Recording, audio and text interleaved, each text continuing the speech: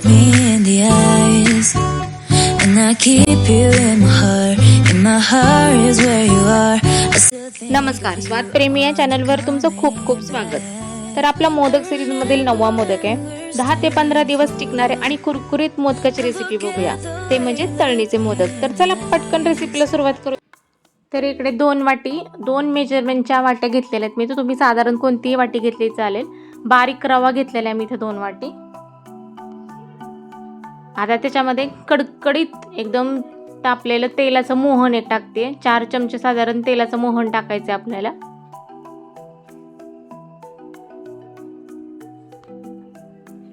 आता ते थोडंसं चमच्याने हलवून घेऊया, म्हणजे पीठ आणि तेल म्हणजे थंड होईल थोडंसं, म्हणजे आपल्याला हाताने मळता येईल.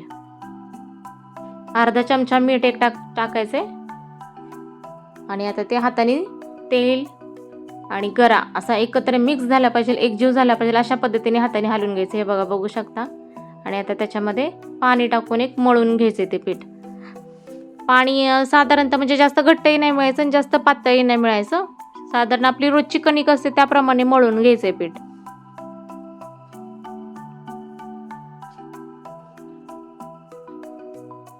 हा, हे बघा, अशा पद्धतीने गोळा पूर्ण एकजीव झालेला आहे. पीठ छान असं मळून तयार झालेलं आहे आणि एकदम फ्लफी असं मऊ सॉफ्ट पीठ तयार झाले. बघा, बघू शकता. आता आपण ते साधारणतः 15 ते 20 मिनिटं आपण पीठ त्याच्यावर एखादं कापड ठेवून झाकण ठेवून तो 15 ते 20 मिनिटं भिजू द्यायचे. तर इकडे पॅन ठेवला होता ऑलरेडी गॅसवर. तर त्याच्यामध्ये 3 चमचे तूप वापरलेले, 3 चमचे तूप टाकून घ्यायचे. आणि आता खोबरं त्याच्यात ओला नारळ भाजून घ्यायचं आहे. आपण सारण तयार करतोय बरं का आता. तर 2 वाटी ओला नारळ घेतलेला आहे आणि वरचा काळा भाग काढून तो आतला पांढरा भाग मी खिसणीने खिसून घेतलेला आहे. तर तुम्हाला जर वेळ नसेल तर तुम्ही तो मिक्सरला पण बारीक करू शकता. तर 1 वाटी गुळाचा एक वापर केला आहे आणि गुळ असा बारीक केलेला आहे चाकूने, म्हणजे पटकन मेल्ट होईल. मोठे मोठे खडे टाकलेस तर मेल्ट नाही होणार आणि लवकर परतणारही नाही. हे बघा, गुळाने खोबऱ्याला वेगळाच कलर आलेला आहे. गुळ पूर्णचा मेल्ट झालेला आहे बरं का, आणि तुपही सुटलेले कडेने. तरी सुद्धा थोडंसं घट्ट होईपर्यंत आपल्याला आणखीन परतून घ्यायचंय. तर त्याच्यामध्ये आता वेलची पावडर एक ॲड करूया. 1 चमचा वेलची पावडर आहे आणि एक जायफळ आहे अखंड आहे. तुम्हाला किती खिसायचं आहे तो दाखवते बघा. 1 चुटकीभरच शक्यतो खिसायचं, कारण जास्त जायफळनी झोप लागते. हे बघा, बघू शकता. एकदम थोडासा चुटकीभरच खिसून घेतलेला आहे खिसणीने छोट्यावाल्या. आणि 1 चमचा खसखस एक टाकून घेतलेले, चुटकीभर मीठ टाकलेले. आणि आता हे सगळं मिश्रण आपण एकजीव करून घेऊ आणि एक 5 ते 7 मिनिटं आपण ते थोडंसं आणखीन थोडंसं नॉर्मल घट्ट होईपर्यंत परतून घेऊया. हे बघा, आता बऱ्यापैकी परतत आलेले आणि मिश्रण पूर्ण तयार झाले. गॅस बंद केलेला आहे मी. आता ते थंड होईपर्यंत इकडं आपण पीठ आपण मळून घेऊया छानसं आणखीन एकदा. बघा, पीठ छान भिजलेले आहे बघा, बघू शकता. आता आपण ते त्या कुरकुरीतपणा येण्यासाठी त्या पिठाला किंवा मोदक कुरकुरीत होण्यासाठी आपण थोडंसं ते पीठ खलबत्त्यामध्ये चेचून घ्यायचे. आणि खलबत्त्याला मी खाली तेल लावून घेतलेलं आणि आता ते चेचून घेते बघा. अशा पद्धतीने ते चेचून घ्यायचे.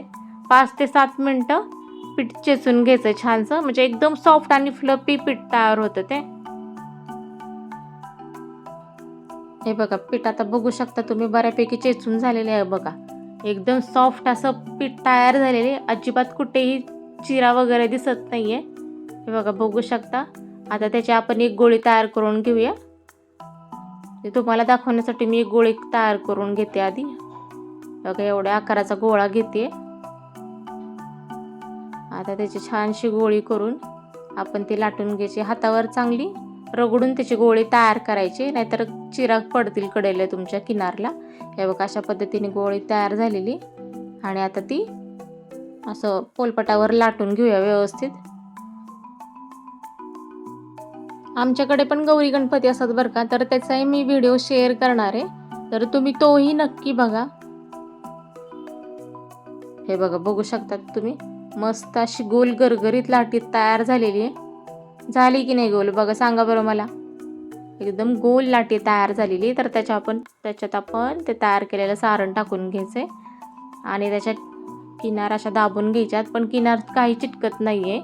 हे बघा बघू शकता, मला माहित होतं ते चिकटणार नाही, पण मी तुम्हाला म्हणजे कॅमेऱ्यासमोर दाखवते ते बघा. आता त्याला आपण दूध लावून घ्यायचे कडेला त्याच्या किनारला, म्हणजे व्यवस्थित चिपकल्या जाईल.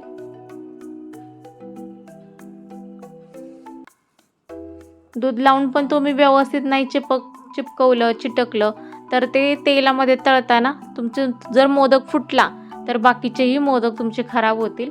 कारण माझी तीच परिस्थिती झालेली होती. त्यामुळे तुम्ही दाबतानाच म्हणजे त्या व्यवस्थित आणि पॅक दाबायच्यात. माझा एक मोदक जरासं सैलसर दाबल्यामुळे तर त्यातलं सारण सगळं बाहेर आलं होतं तेलामध्ये. हे बघा अशा पद्धतीने आपला मोदक तयार करून घ्यायचा आहे आणि वरती मोदकाचा वरचा शेंडा काढायचा आहे बघा बघू शकता. अशा पद्धतीने आपला मोदक तयार झालेला आहे. आणि आता दुसराही मोदक सेम त्याच पद्धतीने करून घ्यायचा आहे. हे बघा दाखवते तुम्हाला कसा करायचा आहे तोही. त्याच्याही किनारला मी दूध लावलेले बरं का, नाहीतर म्हणताल दाखवलं नाही आणि चिकटलं कसं यांचं. हे बघा अशा पद्धतीने तोही करून घ्यायचा आहे आणि त्याचा वरचा शेंडा एक काढायचा त्या मोदकाला. हे बघा बघू शकता तुम्ही. बाकी सगळे माझे मोदक तयार करून झालेत. नेहमीप्रमाणे व्हिडिओ समोर तुम्हाला 2च मोदक दाखवलेत आणि बाकी सगळे मी आरामशीर बसून तयार केलेले आहेत. अशा पद्धतीने माझे मोदक तयार झालेले आहेत आणि तिकडे मी गॅसवर कढई तापत ठेवलेली आहे. हे बघा आणि तेलही तापलेले, तर त्याच्यात आपण मोदक लगेच फ्राय करून घेऊया.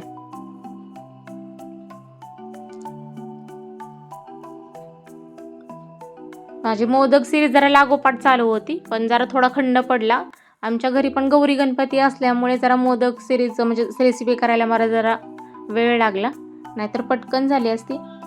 हे बघा माझा एक मोदक बरोबर तेलामध्ये फुटल्यामुळे बाकीच्या सगळ्या मोदकाला ते गुळ लागले गेलेले आणि गुळाने त्याला जास्त लाल कलर आलेला. नाहीतर हा कलर थोडासा ब्राऊन कलर आणायचा असतो, जास्त लाल नाही. आणि एकदम कुरकुरीत असे कुरकुरीत मोदक तयार होतात. हे बघा हेही छान झालेत, पण एका मोदकाने सगळा म्हणजे नासधूस केलं सगळं तेलाचं. हे बघा बघू शकता आणि मोदक आपला कुरकुरीत झालाय, त्याचा आवाजही तुम्हाला दाखवते. हे बघा बघा ऐकू शकता तुम्ही आवाज.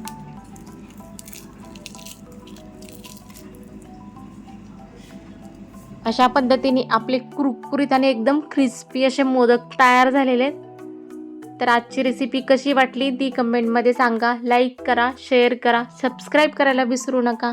पुन्हा भेटू पुढच्या व्हिडिओमध्ये. तोपर्यंत खा प्या आणि मस्त रहा.